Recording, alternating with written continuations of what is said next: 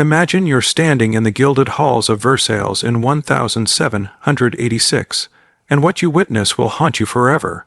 Behind a silk tapestry, you hear the muffled screams of a child, no more than 12 years old, while France's most powerful nobles take turns in what they call their evening entertainment. The sound of laughter mingles with the cries as duchesses place bets on how long the child will last. This isn't some dark fantasy. This is documented reality from the court that ruled over 25 million French subjects. You think you know about aristocratic excess, about the decadence that led to revolution. What you're about to discover makes Marie Antoinette's cake obsession look like a children's tea party. The French aristocracy didn't just waste money while peasants starved. They created a systematic network of exploitation so depraved that when the revolutionaries finally got their hands on the evidence, even hardened executioners wept. This is the hidden history of how France's elite turned perversion into high culture, children into commodities, and human suffering into aristocratic entertainment. The Palace of Versailles in 1780 represented the pinnacle of European civilization, or so the world believed. Foreign dignitaries marveled at halls lined with mirrors and gold, at gardens that stretched beyond the horizon, at a court where a single wig cost more than a peasant family would see in a lifetime. But this magnificent facade concealed a rotting core of systematic depravity that reached into every corner of aristocratic society. The French nobility of the late 18th century had achieved something unique in human history.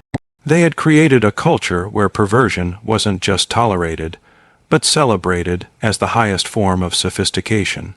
What began as boredom among the idle rich evolved into elaborate networks of exploitation that consumed thousands of victims while entertaining the most powerful people in Europe. The man who embodied this corruption was Louis-François Armand de Vignereau de Pai, the Duke of Richelieu, grandnephew of the famous cardinal.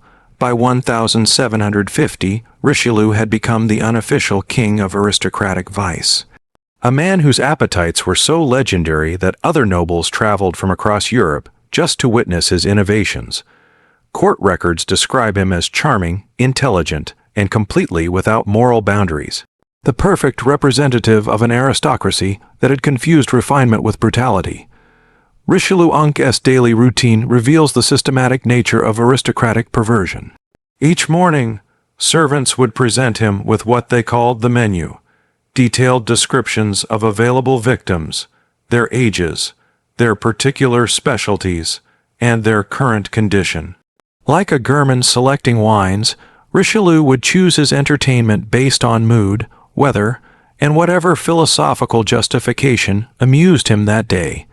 But Richelieu was just the tip of an iceberg that extended throughout French aristocratic society. The Duke of Orleans maintained what he called his academy, a mansion in Paris where children as young as 8 were trained in various forms of services. The Maire de Pompadour, despite her reputation as Louis XV's refined mistress, operated procurement networks that supplied the court with fresh victims on a regular schedule. The transformation of the French aristocracy into this nightmare hadn't happened overnight. It was the product of generations of idle wealth, absolute power, and a philosophical movement that confused intellectual sophistication with moral bankruptcy.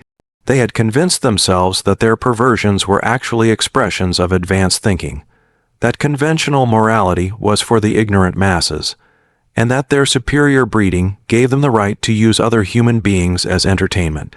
But what you've heard so far is nothing compared to the systematic horrors they created once they organized their individual depravities into institutions.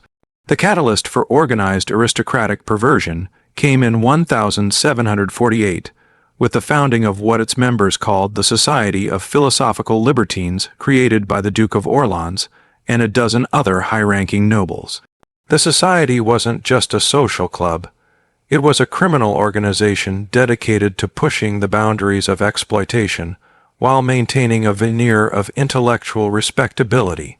The society operated from a mansion in the Faubourg-Saint-Denis district of Paris, hidden behind walls that concealed activities so extreme that even corrupt police officials refused bribes to look the other way.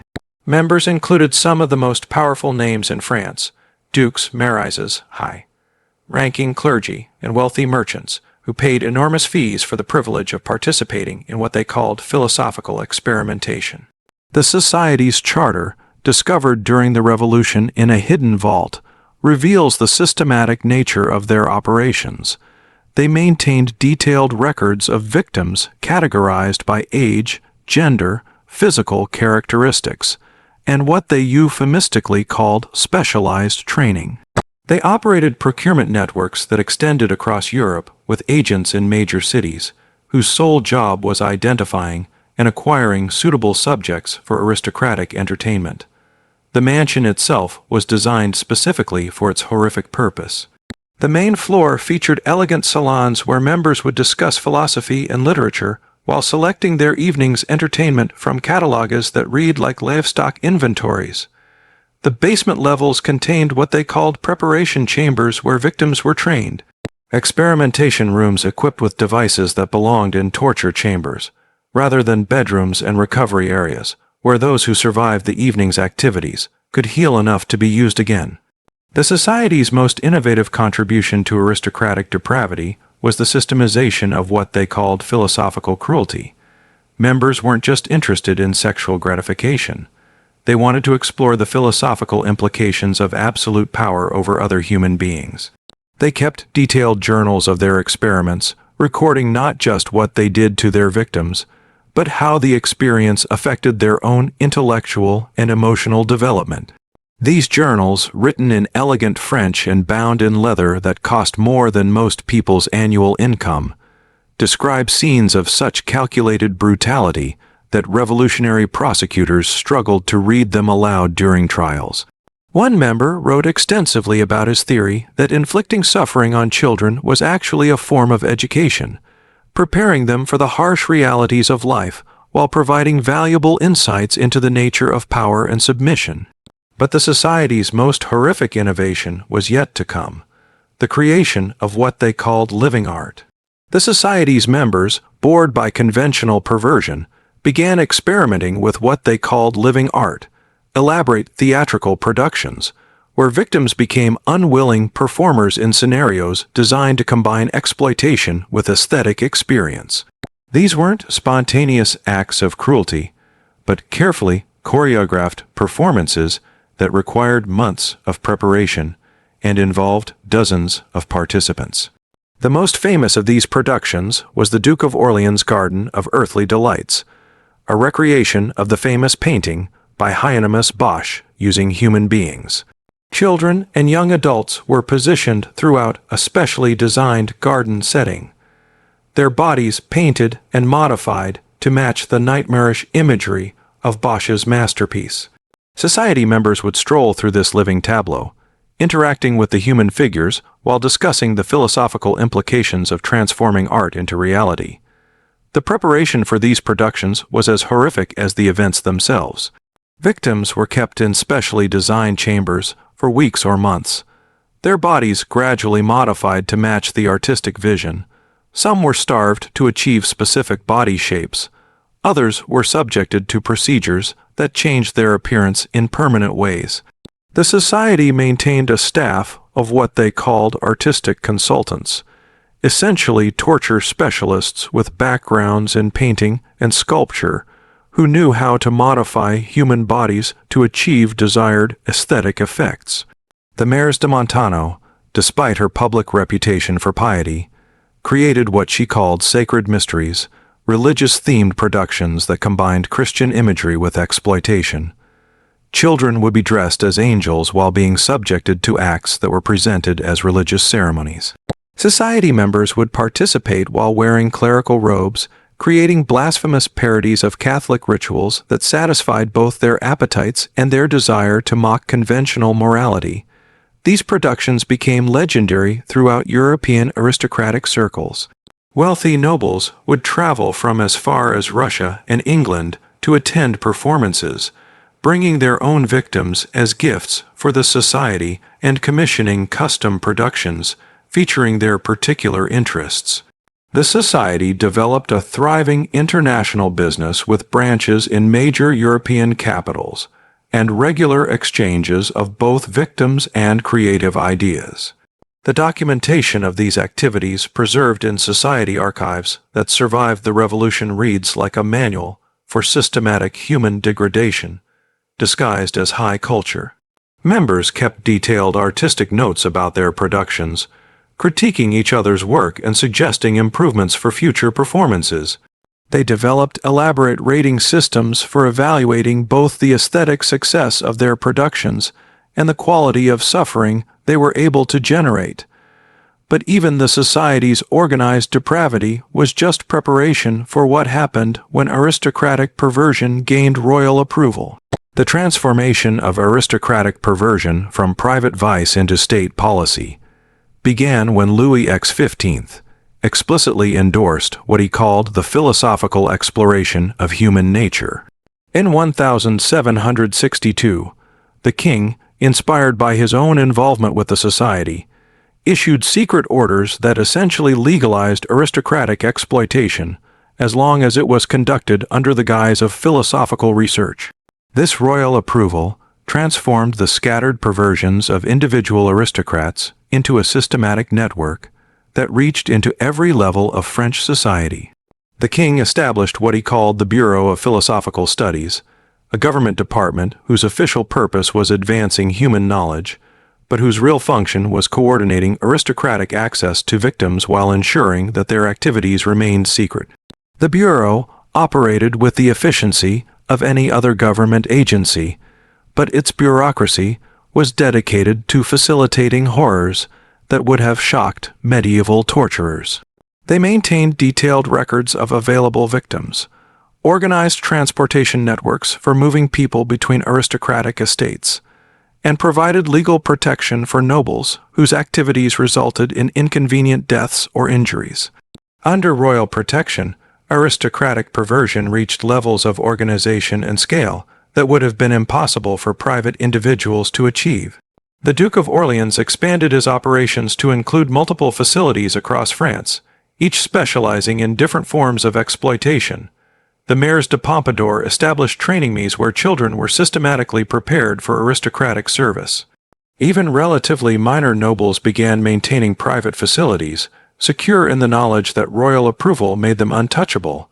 The international implications were staggering. French aristocrats began hosting exchange programs with their counterparts in other countries, sharing victims and techniques while spreading their innovations across European high society. The French court became a pilgrimage destination for wealthy perverts from across the continent, all eager to experience the sophisticated depravities that royal approval had made possible. The Bureau's most significant contribution was the creation of what they called systematic documentation, detailed records of aristocratic activities that were ostensibly maintained for philosophical research, but actually served as blackmail material to ensure continued cooperation from participants. These records, filling dozens of volumes that survived the revolution, provide a window into organized exploitation on a scale that dwarfs anything in recorded history. The documentation reveals that by 1770, the network of aristocratic exploitation included over 300 active participants across France with affiliated operations in most major European capitals. They were processing thousands of victims annually, maintaining facilities that resembled industrial operations more than the private indulgences of wealthy individuals. But the royal approval that enabled this systematic horror also contained the seeds of its own destruction. The systematic nature of aristocratic perversion created logistical challenges that eventually exposed the entire network to revolutionary justice. By 1780, the scale of their operations required infrastructure that was impossible to hide from an increasingly angry population that was watching their children disappear, while aristocrats lived in unprecedented luxury. The procurement networks that supplied victims to aristocratic facilities relied on poverty and desperation that reached crisis levels in the decade before the revolution. Families facing starvation would sell children to recruiters who promised domestic service positions, but delivered them to facilities where they would never be seen again. The volume of these transactions created a missing persons crisis that eventually drew attention from revolutionary investigators. The financial records of aristocratic perversion reveal spending that would have shocked even the extravagant court of Versailles. The Duke of Orleans alone spent over 2 million LRA annually on his facilities, enough money to feed thousands of starving families. When revolutionaries discovered these expenditures and seized financial documents, the public reaction was explosive. The discovery of the Society's archives in 1792 provided revolutionary prosecutors with documentation of crimes so extensive and systematic that many refused to believe the evidence was genuine.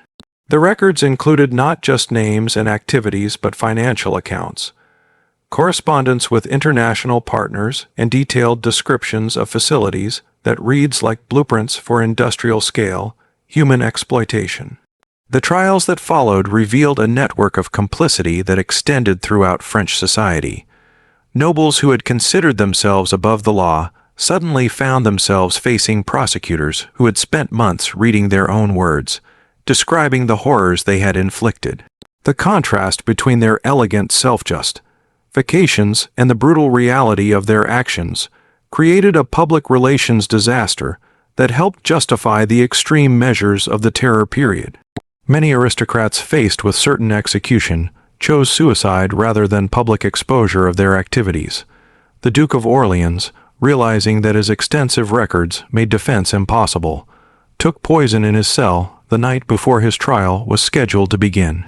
The Mares de Menentino fled to England but was found dead in her London residence, apparently having overdosed on L-dinum rather than face extradition. The international implications were equally dramatic. European aristocrats who had participated in French networks found themselves under investigation in their home countries. The detailed records maintained by the Bureau of Philosophical Studies included correspondence with nobles across the continent, creating diplomatic crises as governments struggled to distance themselves from their own complicit aristocrats. The systematic destruction of evidence by fleeing aristocrats created gaps in the historical record that historians have struggled to fill. Ever since entire libraries of documentation were burned, facilities were dismantled, and participants scattered across Europe carrying secrets they would take to their graves. But enough evidence survived to reveal the true scope of what French aristocrats had created in their pursuit of philosophical entertainment. The French aristocracy's systematic transformation of perversion into high culture represents one of history's most complete examples of how absolute power corrupts absolutely. What began as individual vice evolved into organized exploitation that consumed thousands of victims while entertaining the people who controlled the fate of 25 million French subjects. The philosophical justifications that aristocrats created for their behavior reveal how intellectual sophistication can be weaponized to justify any atrocity. They convinced themselves that their exploitation of others was actually a form of advanced thinking, that conventional morality was ignorance, and that their superior breeding gave them the right to treat other humans as objects for experimentation. The systematic nature of their operations demonstrates how quickly private vice can become institutional evil when it receives official sanction. Royal approval transformed scattered individual perversions into a coordinated network that operated with government efficiency while maintaining absolute secrecy through blackmail and mutual complicity. The ultimate irony is that the very excesses that aristocrats thought proved their superiority actually demonstrated their complete moral bankruptcy. While they debated philosophy and created elaborate justifications for their behavior, they were systematically destroying the social fabric that supported their own power. The revolution that eventually consumed them wasn't just about economic inequality. It was about moral outrage at a ruling class that had confused civilization with sophisticated brutality. The documentation that survived their attempts at cover-up provides a warning about what happens when power faces no effective constraints. The French aristocrats weren't uniquely evil. They were ordinary people corrupted by absolute authority, and the philosophical frameworks they created to justify using that authority without limits. Understanding their systematic descent into institutionalized perversion helps explain not just the French Revolution, but the recurring pattern throughout history where ruling elites create elaborate justifications for behavior that would be recognized as criminal if committed by anyone else. If this hidden chapter of aristocratic horror has left you questioning what other buried truths lie behind the polished facades of historical power, hit that subscribe button because we're just getting started on exposing the systematic cruelties that official histories prefer to forget. Comment below with your thoughts on how power corrupts moral reasoning. And remember, the evidence for everything you just heard survived because someone had the courage to preserve it despite the dangers. If this exploration of history's darkest secrets left you questioning what other buried truths lurk in history's shadows, click the video appearing on your screen now to discover another shocking chapter that authorities tried to erase.